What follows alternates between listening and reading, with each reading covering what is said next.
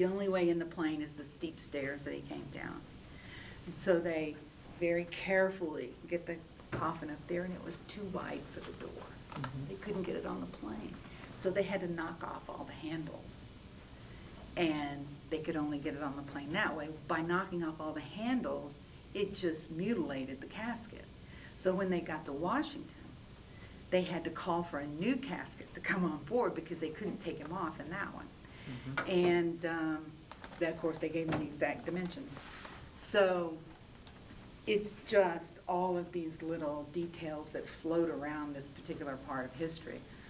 That's, you watch, you know, the oral histories that people have done, and they've got Walter Cronkite on one, and the editor of Life magazine, who got the Zapruder film, he flew into Dallas from LA with a bunch of other reporters, and he said security just went out the window because guys were bringing on their cameras and whatever they wanted to log on.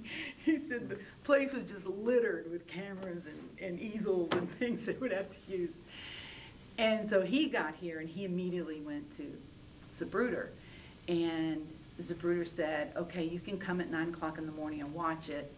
I haven't seen it. I had it developed, and this is that night.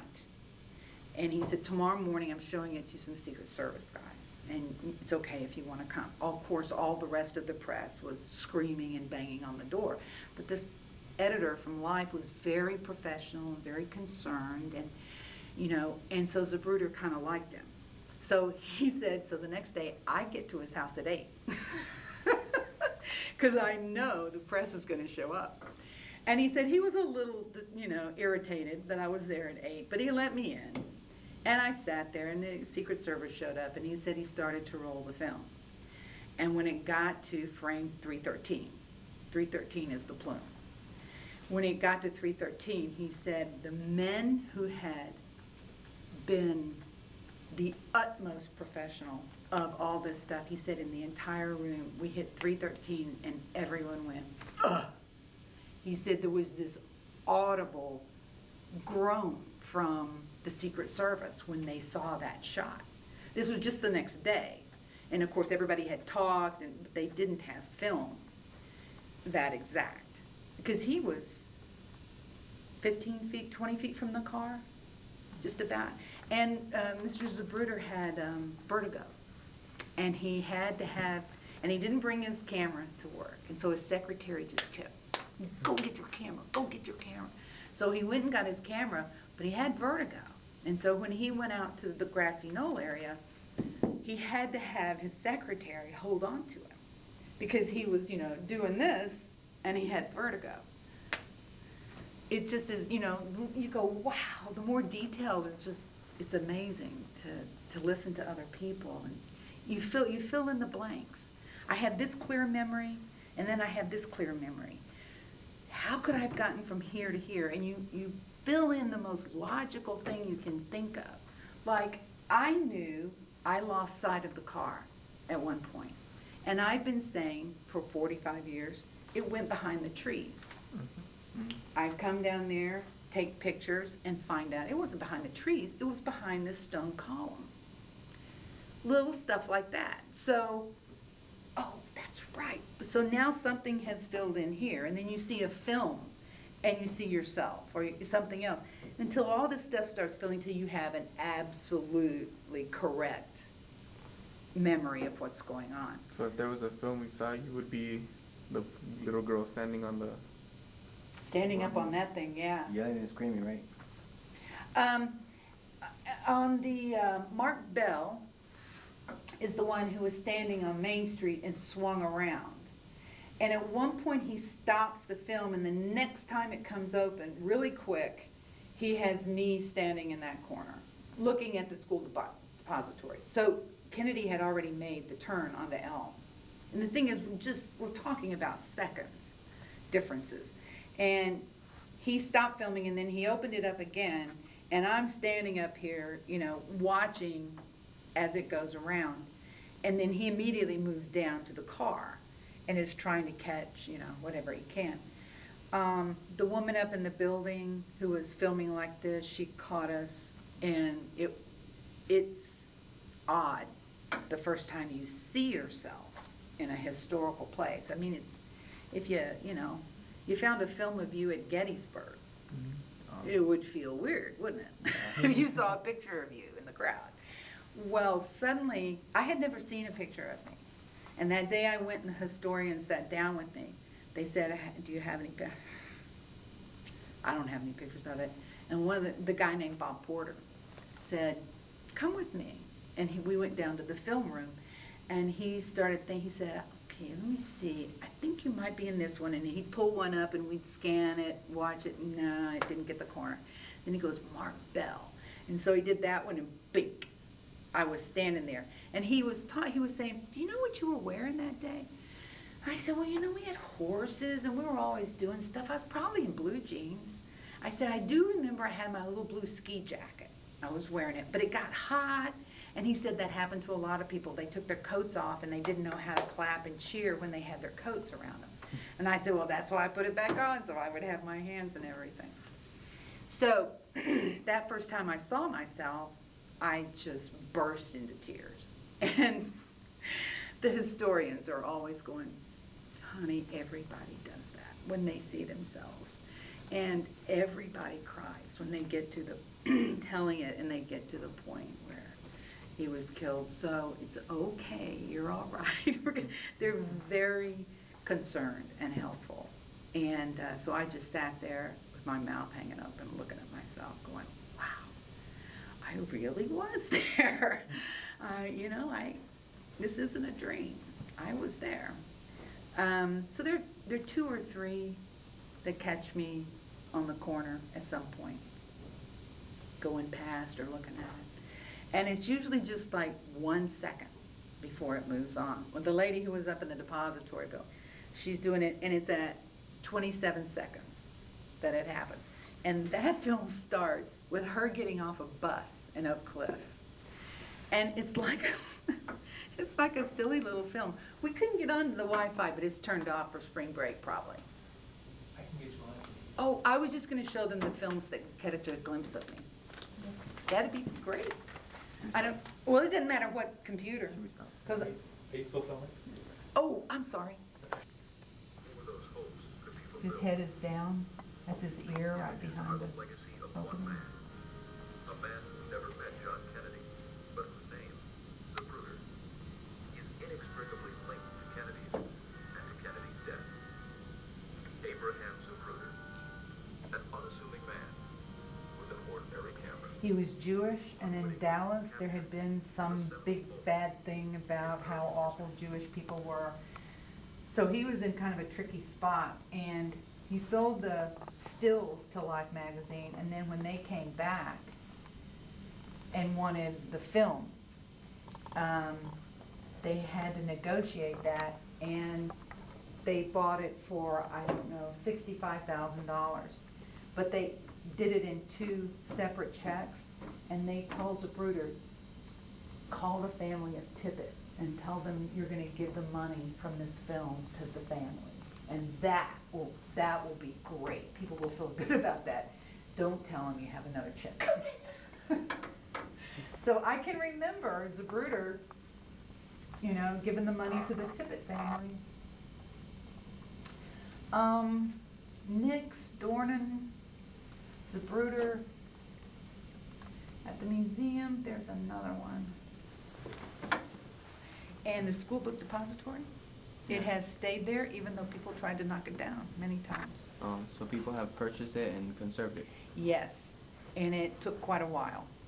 I'm gonna say her name was Connell. And they put together a committee of wealthy Dallas folks who wanted it to be preserved and to be done right. And they hired the psychologist to do some work around there, some research. And he did, and that's where he came up with those answers, that Dallas was under so much traumatic stress that illnesses in the city just skyrocketed, and it lasted for a long time. He has some, real specific research that's interesting. He would take people, the depository, you couldn't go to the 6th floor.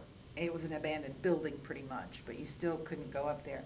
So he would take people up there and have the little clips on their finger that tests moisture, whatever. And if you were getting emotionally upset, it would test it. And he would take them from window to window to window and then to the window. And of course, all these people were visitors, tourists. And he has some remarkable comments from people, even those that lived here. It was obvious that we were traumatized. One of the women that's coming tomorrow, it was her 12th birthday. 12th birthday. I did it. So why were the African Americans, where were they separated during? She says, we were going to pick up my husband's work check at the Marriott on Stemmons. That's where he worked. Excuse me. And we were going to pick up his check so we could buy shoes for Ricky, the 3-year-old, who's now a really big guy. And she says, so we picked up his check and we were on Stemmons and we just pulled over to the side of the road. And then we walked down to the area. And I can't quite remember where they were standing, to tell you the truth.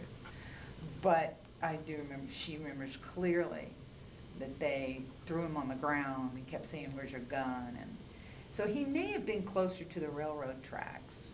I don't know. And that they held him for hours. And then Stephen Fagan, associate curator, said, do you think there was any racial reason for them to have treated you like that at the time? And this woman and her son both go, oh no, it had nothing to do with race. And I'm like, they didn't throw me on the ground and say, where's your gun? Let's go for 6 hours into, So they don't seem to feel like it was, and they would know better than anyone else. It's a different perspective, though, very different. They liked him a lot, and they liked him because she said he's done a lot of good. And that was the civil rights movement that President Kennedy and Robert Kennedy were working so hard on. So for black folks at that time, it was really something to see him because he had started moving their lives in a very good direction. Right. So in your opinion, do you believe President Kennedy was a good president? Did you? Wow, a lot of the he's great stuff came from the Picture Perfect family, etc. Of course, everyone will say he really dropped the ball on the Bay of Pigs. And he did, pretty much. But then he stood up for the missile crisis. And I can remember being in my mother's bedroom just waiting for them to say they fired nuclear missiles from Russia. It's done.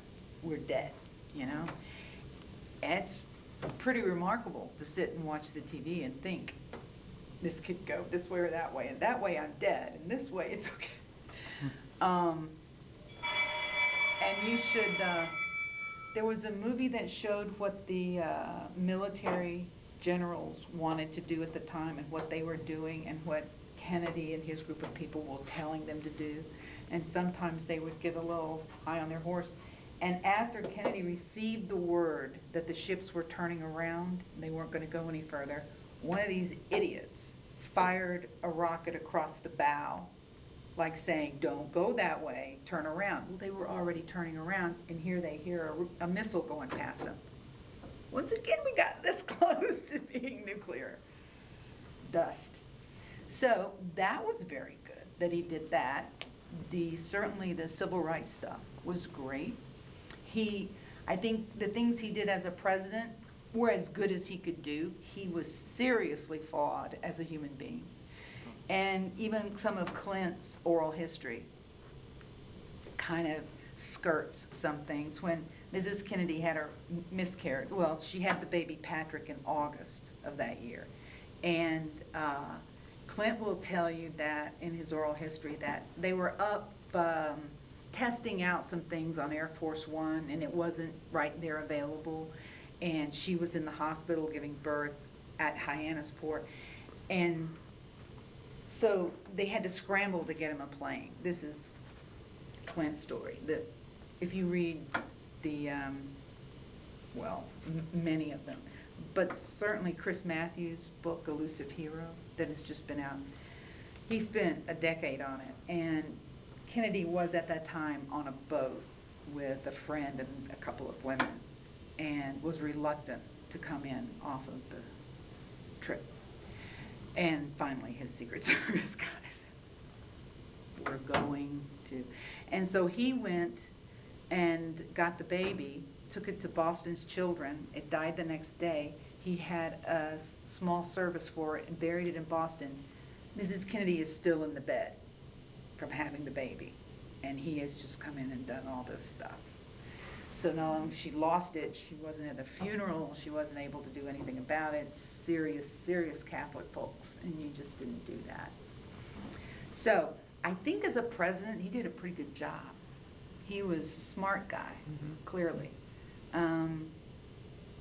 He was pretty flawed. Certainly I didn't see him that way at 11. He was gonna save me. He was gonna keep me from having to go home to the horror. And then his head blew up. So it was